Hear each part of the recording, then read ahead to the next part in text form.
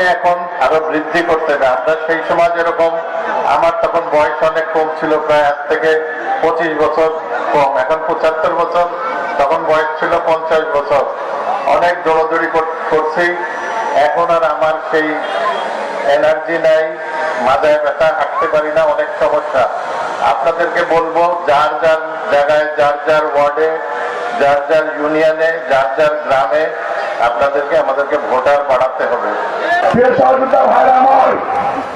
আমরা বিএনপি, আমরা জাতীয়তাবাদী শক্তি, এই যে 31 দফা, এই 31 দফার মাধ্যম দিয়ে বাংলাদেশের সার্বভৌমত্ব রক্ষা হবে, বাংলাদেশের গণতন্ত্র রক্ষা হবে, বাংলাদেশের খেটে খাওয়া মানুষের মুখে হাসি ফুটবে।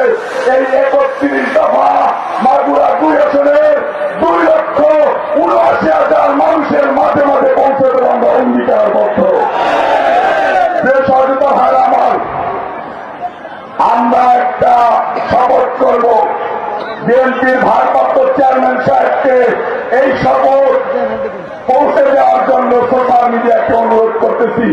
হাত তুলে বলেন, 2 হাত তুলে বলেন, প্রিয় নেতা, আপনি শহীদ রাষ্ট্রপতি জিয়াউর রহমানের সুযোগ্য সন্তান। এই মাগুরার বুকে আপনাকে, আপনার দলকে ধ্বংস করার জন্য যারা ঐক্যবদ্ধ হয়েছে, আমরাও এই মঞ্চের থেকে সর্বত্র ঐক্যবদ্ধ হচ্ছি।